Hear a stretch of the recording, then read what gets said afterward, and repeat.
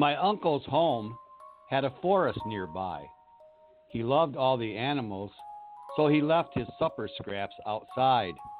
It was his generous intent to feed every stray that crawled, walked, or flew his way. While visiting my uncle one cool autumn night, through the kitchen window my eyes did alight.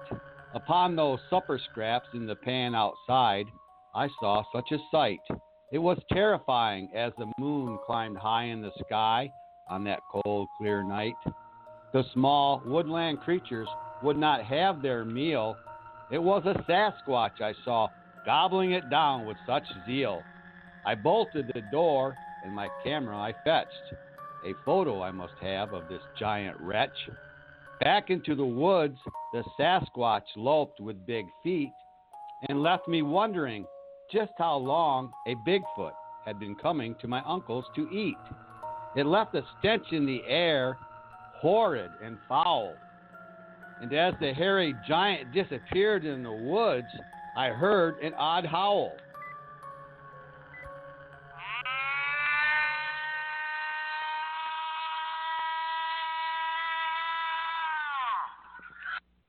I'm Wayne Thomas. Welcome to Cryptic Frequencies, a blog talk radio show dedicated to exploring the mysterious. If you haven't guessed, tonight's topic is Bigfoot. Joining us on this discussion of the elusive Sasquatch will be Rich Meyer from the Upper Peninsula. He's with a very interesting group that does training for Bigfoot hunters. And he's got one of the longest names that I've ever heard of, except for maybe GRASSP Paranormal, which will also be joining us. Bill Jones will be joining us. So it'll be Bill Jones and hopefully Rich Meyer with Gathering Research, or Rich is with Upper Peninsula Bigfoot Sasquatch Research Organization. So that's UPBSRO. And Bill Jones, equally as long of a name, is with Gathering Research and Stories of Paranormal Phenomena, known as GRASSP. And hopefully, Brandon Hoezee with Kent County Paranormal will also join in on the discussion at some point. But first, let's meet our producer and co-host, Mama Mary Bassett. Hi, I'm Mama Mary the Soul Diva, running the radio station across the Golden Vale. I'm a Reiki master, energy worker, medium, and psychic channeler and reader. I have a shop called Spiritual Voices in Hastings where I use my energy to help heal and to assist people on their spiritual quest. One of my greatest joys is connecting with like-minded people, which brings up our next guests. Rich and Bill, how are you? Hello. I've heard Wayne talk about you a few times, and I promise he didn't say anything too bad. I hope he did it. So that's Bill Jones. You guys might have to identify yourself as we go along. We may have many voices here on the radio tonight before it's over. Well, Bill went up to the Upper Peninsula and trained to hunt Bigfoot, and this was just recently, right, Bill? Oh, yes, this was just here a week or so ago.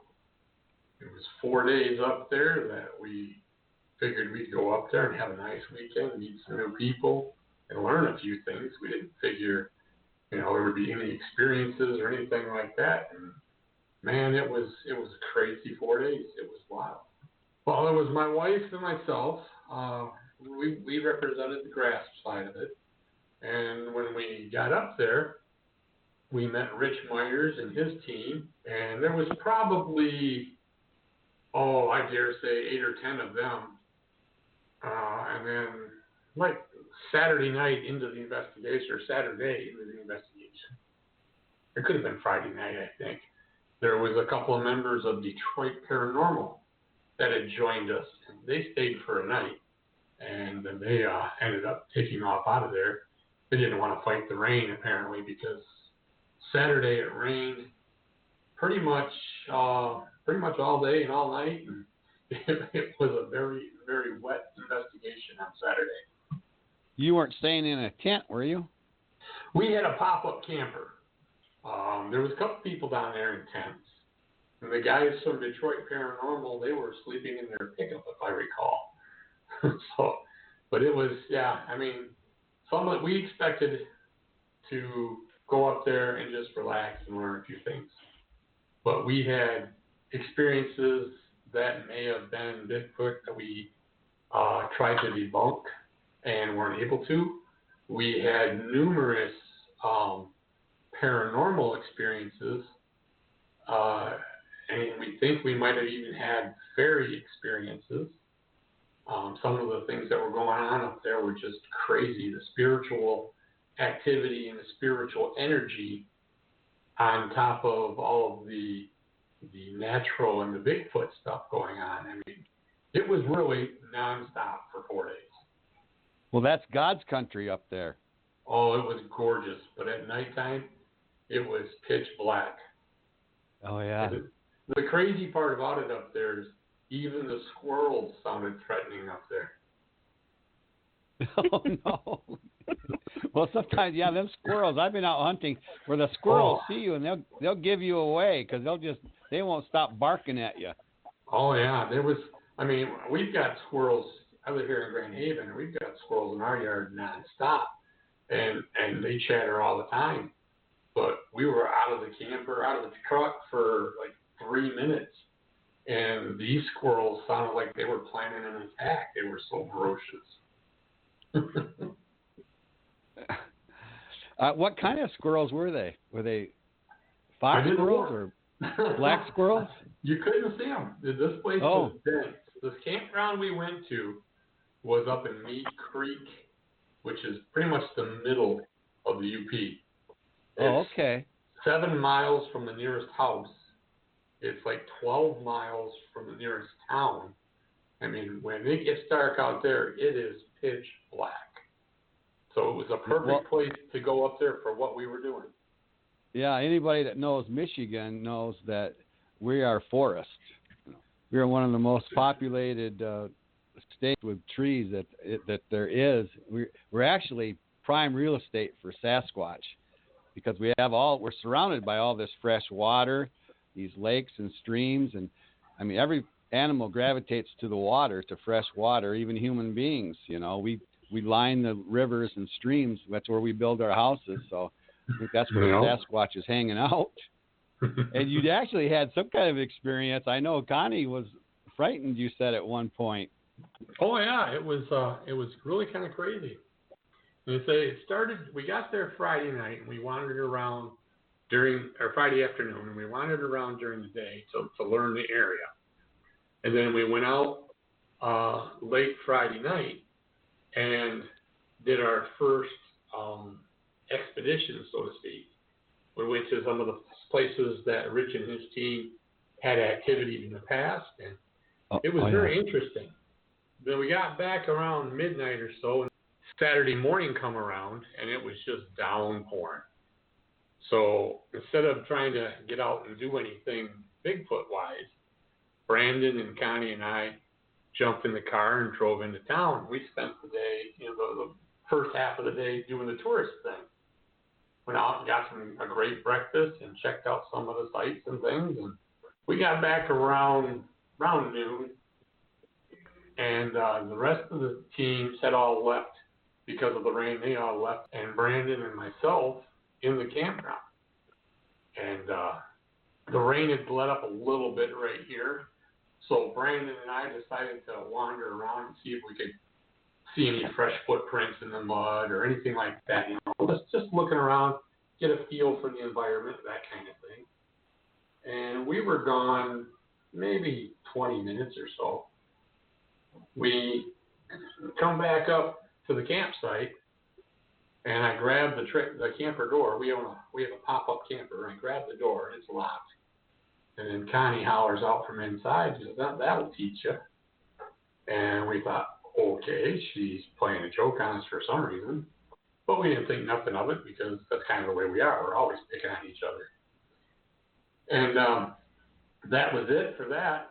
Later that night, we were laying in bed, and Connie rolls over to me and says, so are you going to admit it?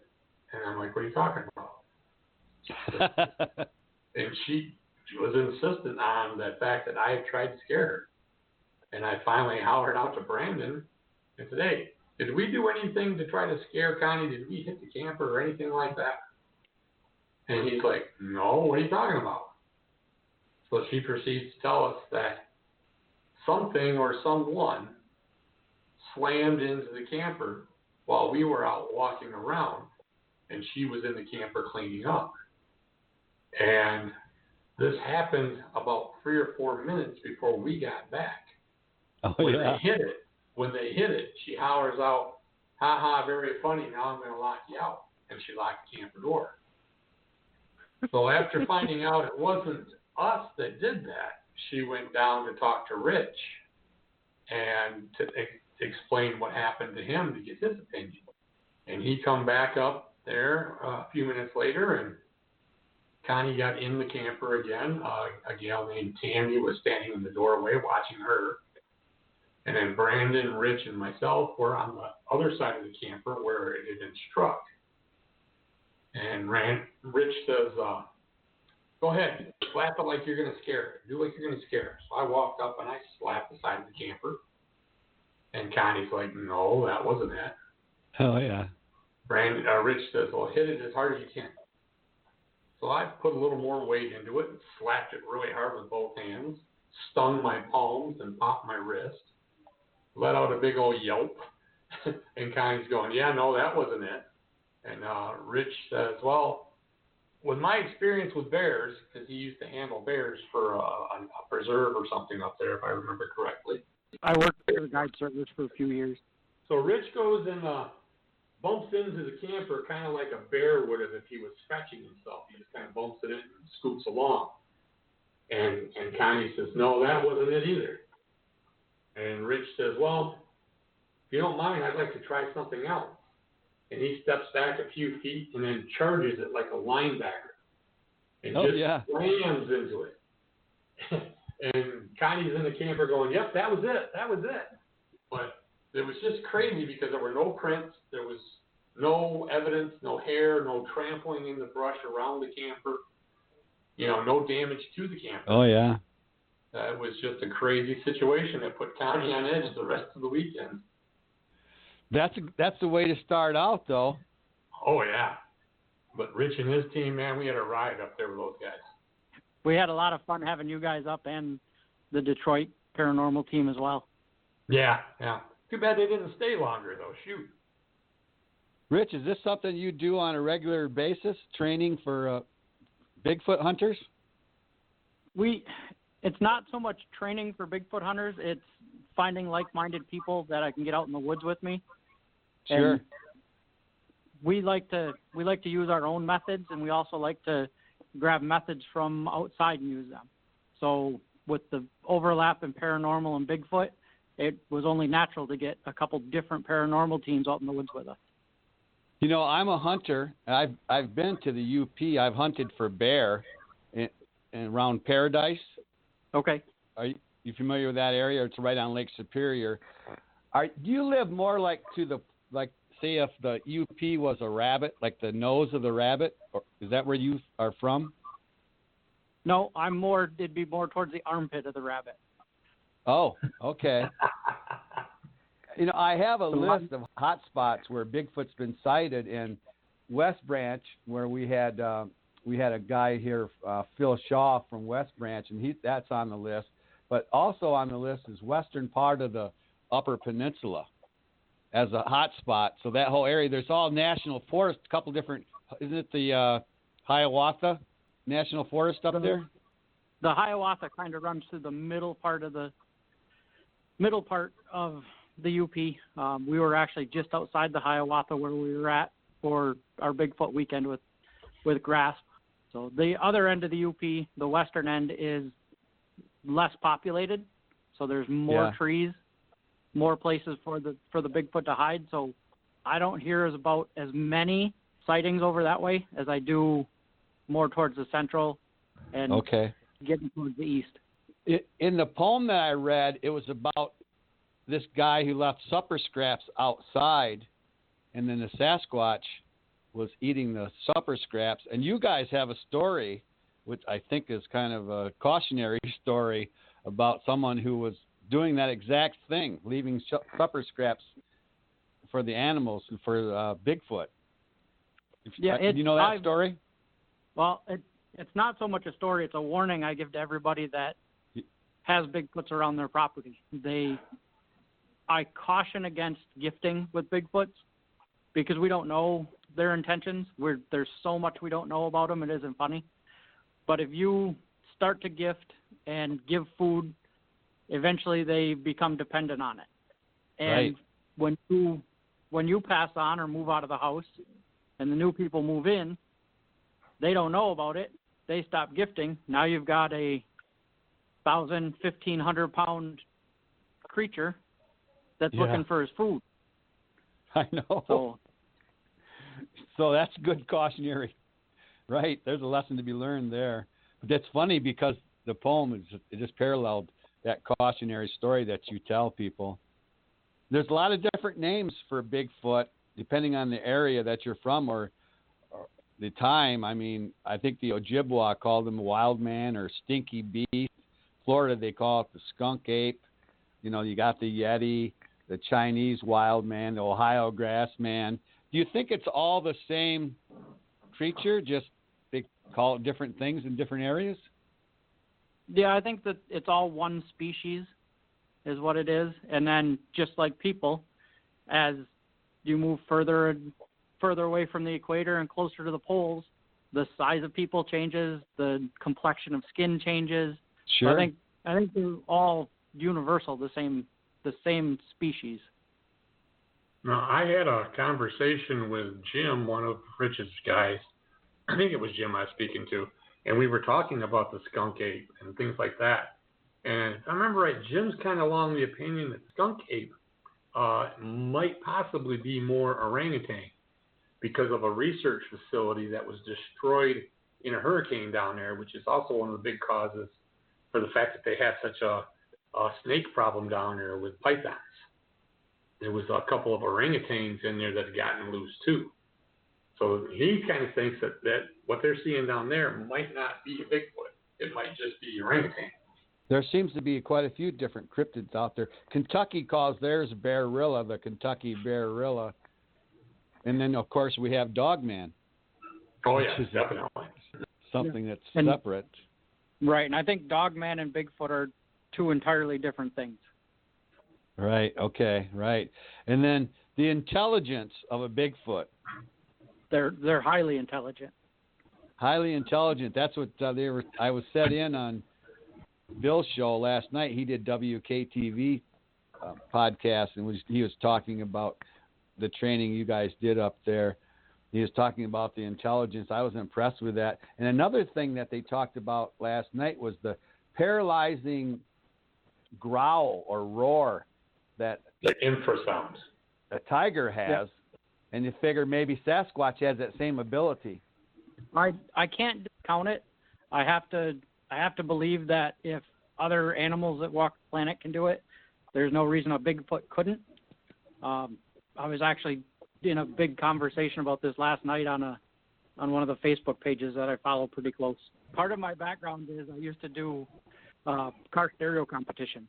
So as far as frequency levels and lengths of frequencies, things like that, I'm fairly well versed in it. I was talking about that last night with the infrasound because they had asked, how can one person in a group of people get affected by it, but the person standing next to them doesn't? And for me, it all comes down to resonant frequencies. Everything on the planet has a resonant frequency. It can change by body mass, by size, by weight. Anything like that can change it. If there's a Bigfoot standing back with that resonant that's emitting that frequency, and it happens to hit yours, you're going to be more affected than the guy standing next to you. Right. That's the short version. Too, you got to look at the fact of angle and distance and obstacles in between. This all affects sound, So if there's a tree that you're in between the Bigfoot with a tree and the other guy isn't, I could see that. We come across that in ghost hunting because you hear these EVPs and people hear at different frequencies, and I think age has something to do with it. As you get older, you start hearing, maybe you lose some of those frequencies. They kept accusing me of being deaf, that I wasn't hearing these ghosts, the same thing that they were hearing, yeah. But I mean, I would do recordings and I would hear it. In my poem, I did a Bigfoot call that Bobo did. Now, do you teach calls, any sort of calling, whoop cough, or the samurai chatter? There's no real way to teach it. You just have to go out and do it. And myself, with the Ohio Howl type call that Bobo does, I've never had any luck with that in the woods. I've never had anything respond back.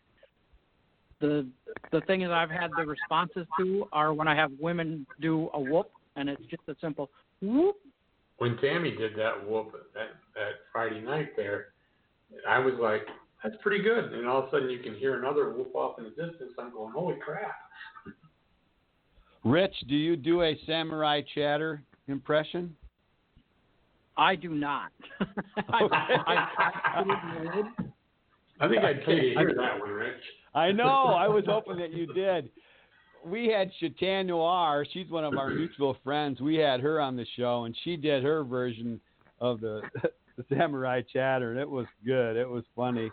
I do have Bobo doing the samurai chatter also. I'll play that one. Oh, this is a woman.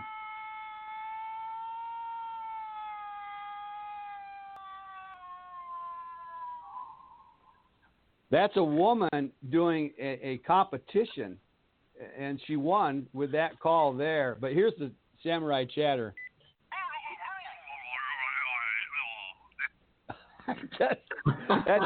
that gets my funny bone. I don't know, every time I hear that.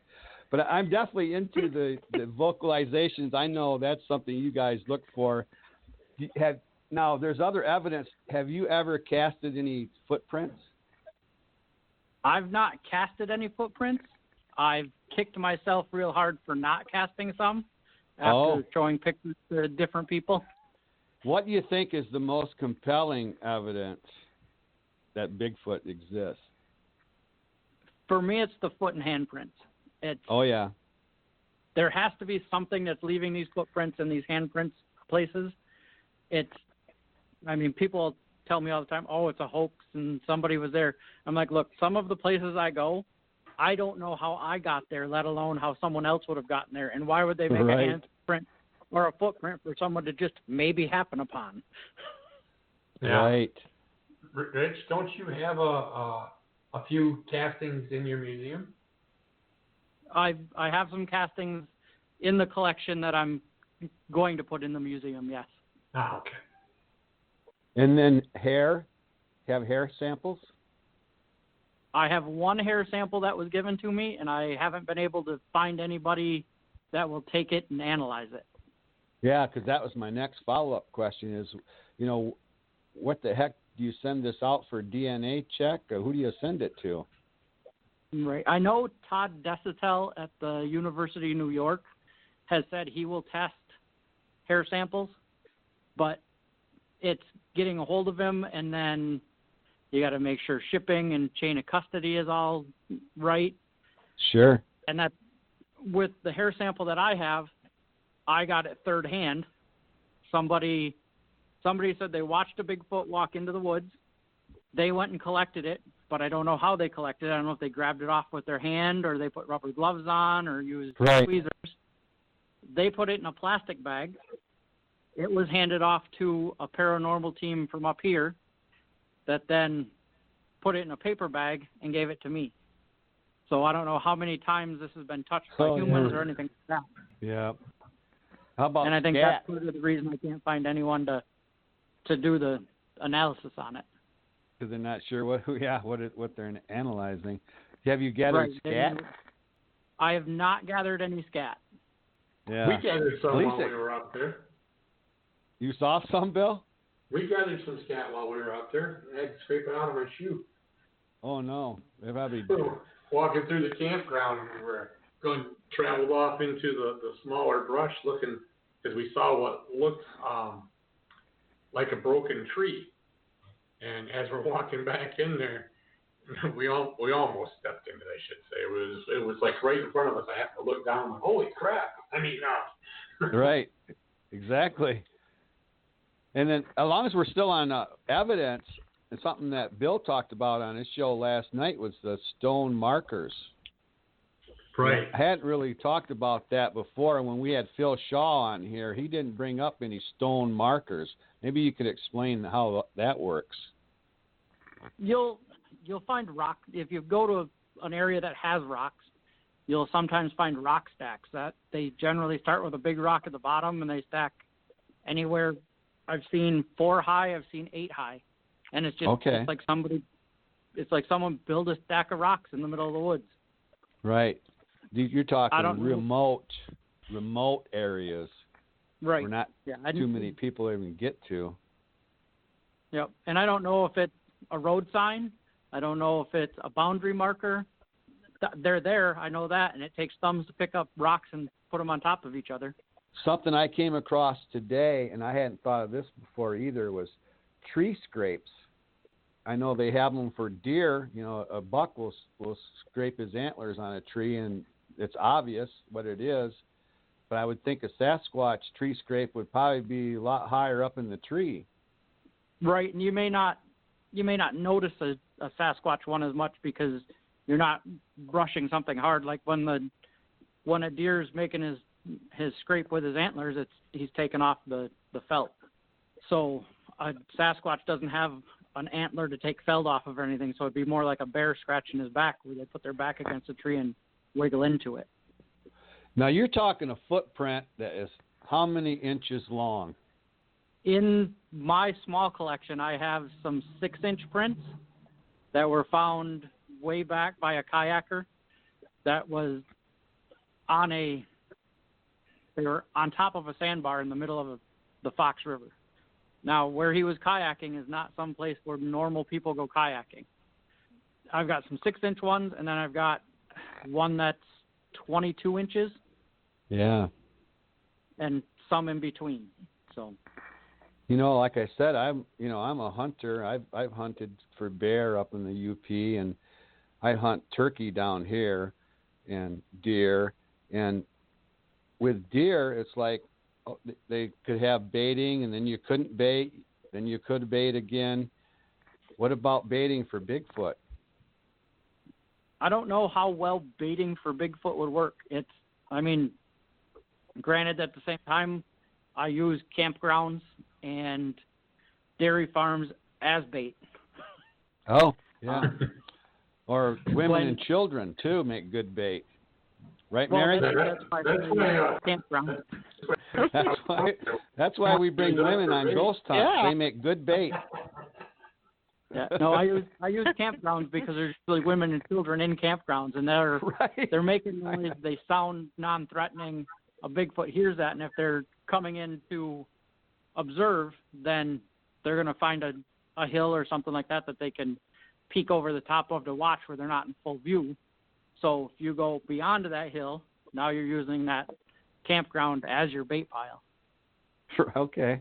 There's legends and stories of entire Native American tribes or war parties or whatever disappearing, and they like to say that maybe this is something that's spooky and ghostly, but I'm thinking it's more likely Sasquatch got a hold of them. I don't know. There's people that disappear out in the woods all the time, it seems like. There are, and that David Paulides' books, the Missing 411 books, kind of cover that. And the people that go missing and then show back up with no clothes on, miles from where they went missing at, the people in the national forest that all go missing. Yeah, it very well, those hunting parties from the Native Americans could have run into a clan of Sasquatch and disappeared that way. Yeah, that's a theory I would back. Have you ever got lost in the woods? I've misplaced myself. I don't know that I've been lost. Well, I've wandered around for several hours. I think I was lost. It's a bad feeling. The next time you're up here in the UP, look for a Swedish compass. You can't get lost with one. What's that? It's a snuff can with a mirror in the bottom of it. It doesn't show you which way north or south is. It just shows you who's there. Yeah.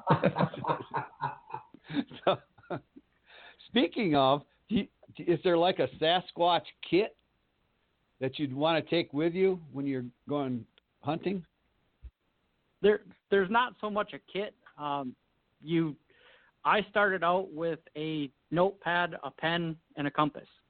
That's what I started when I started to actually look to know that I was looking for Bigfoot.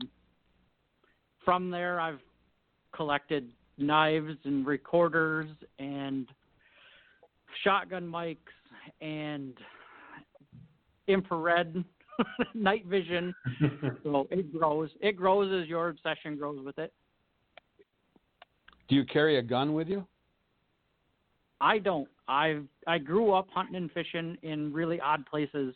Never carried a gun unless I was hunting. So I still don't. I'm nudged all the time to get my carry permit and to carry while I'm in the woods, but currently, no, I don't. Okay, well, when I hunted for bear, the way they did it was they would drag all the 2 tracks and then drive slowly down after that. You wait the next day or whatever, and then you look for a track, and then you put the dogs on the track. Most everyone didn't carry guns with them, but I heard stories, so I carried my gun with me everywhere I went. What about dogs? Do people use dogs to hunt Bigfoot? Not usually. A dog is usually a pretty good deterrent to a Bigfoot. They hear the dogs, and they know the dogs work as an early warning system to the people they're trying to watch. So I don't know of anyone that uses dogs for Bigfoot. Yeah, that would just scare them away is what you're saying, I guess. Right. How about in your hunting kit, what about like pepper spray or like something that you'd use like for a bear attack, or maybe a large horn, a real loud horn? Would that be useful? It would be useful for some people. I mean, for me, it's not something that I carry with me. I carry an axe handle most of the time. My perception of bear danger and other people's perception of bear danger are different. The guide service that I worked for was run by a gentleman that carried a 14-inch knife on his side. Because of the way Michigan law works, you can't track a wounded bear at night with any kind of firearm. Yeah. So we took a club and a knife, and that's what we tracked them with. That club that you carry, is that so you can tap on the trees to call them? It's both. I use it as a knocker. It's for both. I use it for a knocker to knock on trees, and I also use it for protection. Or if I need to run, I'll hit the guy next to me in the knee. There you go. Yeah, that's really all. You have to have a That's close why you people stay with so you. close to me. Yeah. Thing you don't have to be the fastest. You just got to be. Bill was the bait. Yeah, pretty much. Yeah, this is Brandon. Sound good, Brandon? Yeah. I'll tell you though, you talk about carrying weapons up there now. When we were packing to go up there, I asked Connie if she wanted us to bring our guns, and she's like, "No." She wasn't ready for that yet. She wasn't comfortable with it yet. Yeah, I don't know. I'm kind of a chicken, I guess. When we had Phil Shaw on, and he said everybody else was going the direction of the tracks, and he was headed the other direction. he wasn't about to meet up with one, but that's what he does. What a salt block doesn't attract them either. It seems to attract everything else. Right, a mineral type block may attract them. It would depend on what they're getting in their diet, I guess. Oh yeah. Oh, diet. We got to cover diet because I think that's an important part of the Bigfoot. What does a Bigfoot eat besides women and children? Whatever it wants. Okay, I guess so. I don't think anybody's going to tell them no. Right. Supper scraps, but if you leave them outside, but don't do that. There's reports of them eating everything from berries, the ends of cedar trees like deer do, deer, roadkill. So they're omnivorous is what I would say. So they're going to eat anything they can. They're going to need an immense amount of calories just to keep themselves going. Yeah, roadkill, I guess, would be on their diet. That'd be an easy meal for them. Right. One of the things that we talked about with Rich when we were up there were the coyotes and how they followed the Bigfoots around, one of the theories says. You had coyotes in the campground, I understand. Yes, we did. That made me a Yeah, little give us bit a good nervous. startle if we were trying to go to sleep. I'd be out there howling at the moon with them, I think. Now, you guys didn't bring any alcohol with you. No, Bill but we said will this next was time. I'm going to need it. Yeah.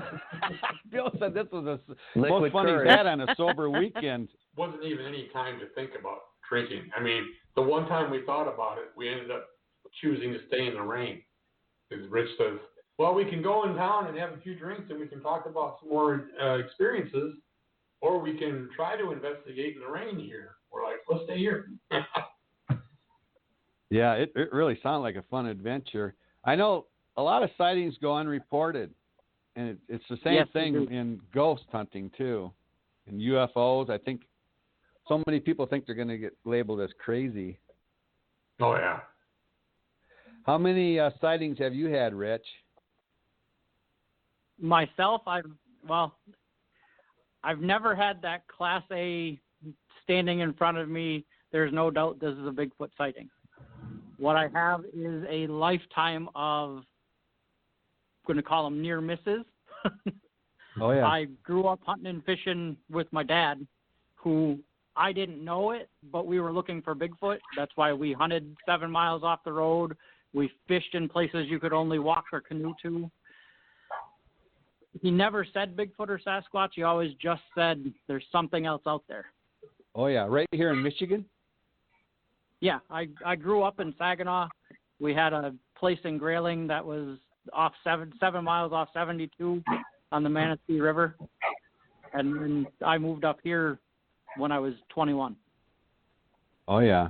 Well, I already said, this is prime real estate. We got dense forests, swamps, vast farmlands. We got plenty of fresh water. It's God's country up there in the UP. We got 3 national forests, 6 state forests. We're the largest state forest system in the nation. We got 19 plus million acres in forest that are and 53% of Michigan is forest. And you're never more than 6 miles from water. So this is like the perfect storm for Bigfoot right here in Michigan. Yeah, and it's amazing the people that don't think Bigfoot's here because we're not part of the Pacific Northwest. So where do we rate in the nation for sightings of Bigfoot sightings? I believe we're in the top 5, but I don't know for sure. Yeah, I think you're right. I think we're up there like top 5 or 6, I believe. I saw a graphic at one point in time. Michigan was number 1 in big sightings, but it was, I want to say, late 1800s when that happened, when the logging boom was going on. Oh yeah, that would make sense. I mean, there was a lot more trees, I guess, and a lot more cover, dense cover. It's no wonder that it's so elusive. You start getting into that type of scenario, they aren't seeing the people anywhere near as much as they are now, and there's so much more open roaming land for them. I could easily see more sightings back then. Well, I figured too, they were probably more curious back then too, with people wandering in, whereas like now they probably got their fill of people. Yeah, good point, Brandon. Right, and they're so intelligent from what Rich tells us. Yeah, they're catching on quick. They seem to be shy, but yet inquisitive at the same time. They're curious, but yet shy. And apparently they'll look in your windows. Yes, they will window peek. And that's kind of what I try to use against a Bigfoot when we go out and try to have encounters and try to see one, is I try to use that curiosity against them. Okay. I'm not the guy that goes into the woods that dresses like a ninja and tries to move as quietly as possible. I'm the guy that goes in the woods and holds a regular conversation at regular levels and try to be interesting and get them to follow me back to camp. Yeah, that's a different technique. Have you run into any hoaxes?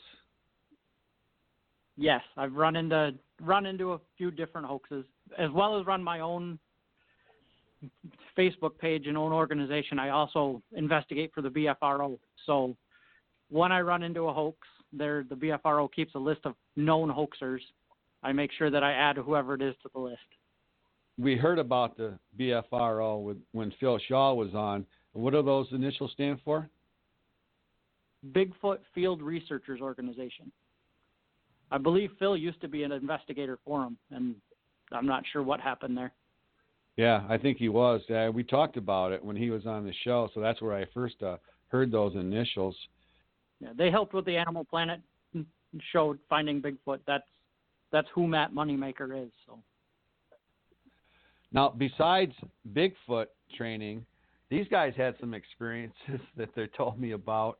I learned last night there was some fairy lights, some ghosts, maybe some ghosts. There was a lot of spiritual activity going on up there. We came up there with a few things that we thought we were going to need to do Bigfoot research. And it turns out we were undergunned for the paranormal side of it, the ghostly side of it. We brought up our entire arsenal with us. We found out we couldn't use our IRs and our night vision cameras with a whole lot of effect for Bigfoot hunting. Apparently, a lot of people believe that Bigfoot can see in the IR spectrum, and some of the experiences that Rich told us about kind of point in that way too. So we're in the process of rethinking that side of it to figure out the best way to do it. But if we'd have had all of our equipment up there, there was plenty of paranormal things going on just in that campground that I think would have been real interesting to delve into a little deeper. Yeah, because I'm wondering if fairy lights, I'm wondering if they give off like EMFs. Never been close to any to be able to measure them. And we could see them, but we couldn't get close enough to to even try to measure them. Because every time we move towards them, they tend to move a little further away. Sure. They kept a good distance. It was interesting. I would think a thermal camera would be useful. Shine it out in the woods, and it would show you the heat. Yeah, it would be very useful. But yep, except they run on the IR spectrum, based purely on the physical size of a Bigfoot and their eyeballs. Yeah. They should have more rods and cones in their eyes than what we do. Right. So their visible light spectrum will go on both sides of ours.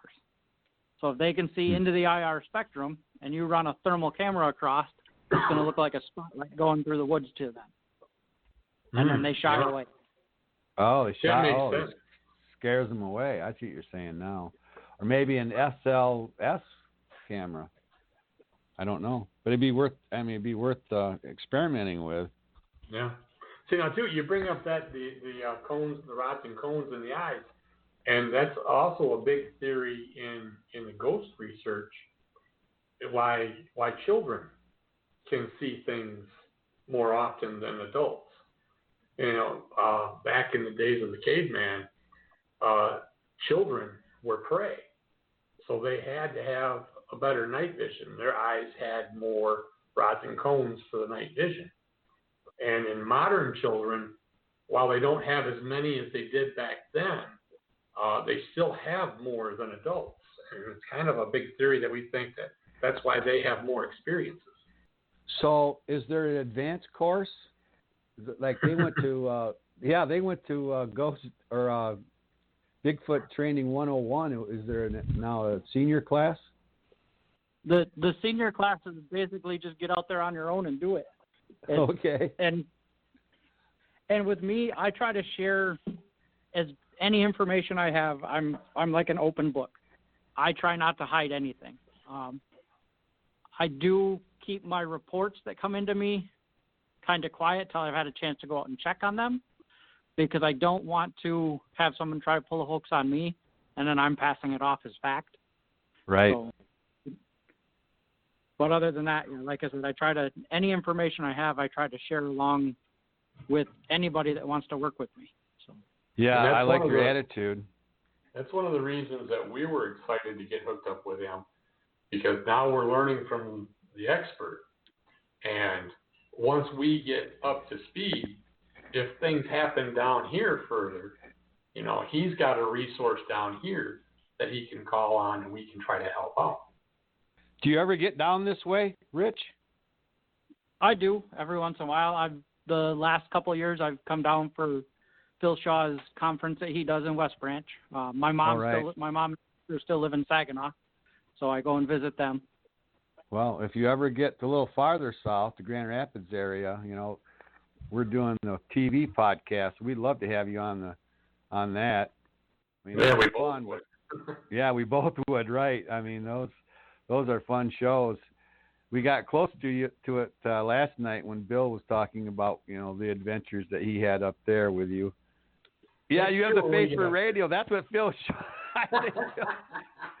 I'm trying Phil Shaw to did something like that. No, but Phil next year when we go up there, we're gonna. Phil Shaw and I could be twins. we pretty much look the same, kind of gray and old. When you sound younger on the phone. We get up there next year, we're gonna bring up some camera equipment, some recording equipment. We're gonna try to do an episode of GRASSP Beyond up there and interview Rich and his team for a whole podcast to put on down here. I'll be looking forward to that. Yeah, Rich, you sent me that T-shirt, that sweatshirt from up, your long sleeve sweatshirt with your logo on it. Now, Brandon thought there was something wrong with that logo, right, Brandon? But yeah, Brandon had a little exception because the Upper Peninsula is giant, and then the Lower Peninsula is like a little tiny peninsula on your T-shirt. I love that logo. That really, I saw that and I go, I got to have one of those, and you made it happen, so I appreciate that. We do shout outs. So if there's anybody out there that you want to shout out to, this is the time to do it. I'm going to shout out to Phil Shaw and to Kim Colleen, who works with us on WKTV and also to WKTV itself. It looks like they're going to put our podcast on a Monday night, their TV show, so I'm looking forward to that. Hey, we got to get you down here, Rich, and get you on those. You guys want to shout out to anybody, maybe somebody that worked with you and helped you along the way, or mentor or something like that? Yeah, I want to give a shout out to Jim Sherman, who is Lord Cryptid on YouTube. He's been one of the driving forces behind me and my evidence collection. Excellent. Now, Jim also has a channel on Roku, Bigfoot Hunter, that we happened to found by chance, and he didn't even know it was being aired yet. That's a great show for anybody who's looking to get into this. You can pick up a lot of neat little tips and hear some of the evidence that Jim has collected. Way to go. Good information, guys. Now, upcoming events. I know, Bill, you got something coming up. Oh, we have a couple of things coming up. This weekend, up in Manistee, we're going to be taking part of the SS City of Milwaukee's Ghost Ship. It's a haunted house set up on an old train ferry right there in Manistee. So you guys kind of come up and check that out. It's going to be fun. And then October 29th, over in Lakeview, Michigan, GRASSP is going to do a paranormal discussion at the Tamarack District Library at 6 p.m. And everybody's welcome to come up there and check that out too. Cool. Mary, you got anything coming up? So, you guys got anything coming up? Well, I know, like my team, Kent County Paranormal, we're going to be investigating Paddock Place, and we're going to do a podcast episode up there and a presentation coming up around Halloween time. So don't miss that one. Very haunted location. And where can they find you? Well, my team, you can find us on Facebook at Kent County Paranormal. Okay. All right, Mary. She's done some really creepy things. You just had a ghost hunt, too, that you kind of ran out there at the cemetery by your house. We did at Stryker Cemetery in the Hastings area, but it's always been a really they got a lot of stuff and a resting night. Yeah, Ben Goldman put something up on YouTube, a little thing on that. I watched that. Okay, Rich, what do you got going? My next thing that's actually scheduled is the Upper Peninsula, or the UP Bigfoot Conference, and that's not until next August. We're holding it in St. Ignace this year, trying to pull some more people from downstate. It'll be August 14th over there. Okay, real good. I mean, with me, it's WKTV, and we're there twice a month, so you know how to find us. I like to do a final thought on these shows, and our final thought for tonight, where everybody can weigh in on this. So I want to believe, and I'm wondering, do you believe in Bigfoot? Why or why not? And just go right around. Start with Brandon. I'd say I do believe, but I'm not one. I think it's probably a physical animal, but it very well could be a spiritual creature as well. That's the thing I'm really interested in, is discovering what it actually is. Is it a ghost? Is it something of the fairy realm, or is it a physical animal? So. Okay. Bill. Bill, you just got back from training now. I'm interested to hear your answer. You know, the training has changed my view. Okay. I've always wondered, but I'm about the evidence. I can't say that I believe, but I can't say that I disbelieve, simply because there's too much solid evidence. You know, you get a lot of hoaxing and stuff going on. Like, I think there's more of it actually going on in Rich's field, which makes the job that much harder to sort out the facts from the fiction. But to me, it's the hunt for the truth that's the most enjoyable part. You know, if we can prove it exists, great. If we prove it's something else, well, we prove it's something else. It would be nice to believe that it is there. Yeah, the definition of a cryptid is unsubstantiated. But the thing is, we do have a lot of evidence. So, Rich, you must be a believer. I am a believer and working on being a knower. Once I've had that in front of me, no questions, a Bigfoot, then I'll be a knower instead of just a believer. I see. And with you said it was like the footprints, the castings of handprints. For you, that was what swayed you. That is what keeps me going, is all the physical evidence like that. Yeah. You know, I want to believe, and with me, I think the most compelling thing for me is all these reports. How do you deny? To me, and these people that are reporting, these aren't to your drunks. These are reputable people that are doing these reports, and they're doing it they might be ridiculed for doing it, but they're doing it anyway, these people that come forward. So people that are listening to this show, if you see a Bigfoot, report it. Where do they go, Rich, if they want to report a Bigfoot? Who do they talk to? If they want to report a Bigfoot, I would say down there. The easiest way would be to get a hold of Phil Shaw or go to bfro.net. Up and around this area. I mean, I'll take reports from down there as well. But for me, to get a hold of me, it's facebook.com/UPBSRO. Or if you just type in Google Upper Peninsula Bigfoot, I usually pop up as a second or third thing. Nice. Bill, if they want to get a hold of you, how do you recommend they get a hold of you if they want a ghost they want to get rid of? To get a hold of us, it's you can find us on Facebook at GRASSP Paranormal Investigations. You can type it into the web. It's grasp.org, grasp.info. We're out there everywhere, and it doesn't matter what type of paranormal experience you have, or if you have questions on anything to do with the paranormal, cryptid, alien, you can write us, and we will connect you with somebody who can help you. There you go. Yeah, both GRASP and Kent County Paranormal, started out as ghost hunters, but now they're expanding to cryptids, UFO, and now Bigfoot. And they're not just saying that they're investigators, they're training to be investigators. So one of the most reputable teams in this area, GRASSP Paranormal, and Kent County Paranormal. Brandon's been doing it for a decade. So you can't go wrong with either one of those teams. But if you're looking for Bigfoot training, go see Rich Meyer in the UP. That's what I'd do. That sounds like fun. I might bring some kind of a pepper spray or something. That might just piss them off, I'm afraid, Rich, if I sprayed them that pepper spray. They might just use it as seasoning. Yeah, exactly. For me, they're going to like, you got a little salt to go with that? I like to end with some inspirational words.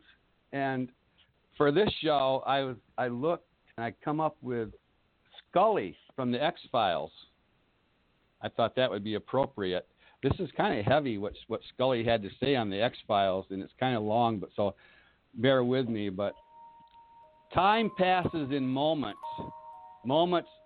which rushing past define the path of a life, just as surely as they lead towards its end. How rarely do we stop to examine that path, to see the reasons why all things happen, to consider whether the path we take in life is our own making or simply one into which we drift with eyes closed. But what if we could stop, pause to take stock of each precious moment before it passes?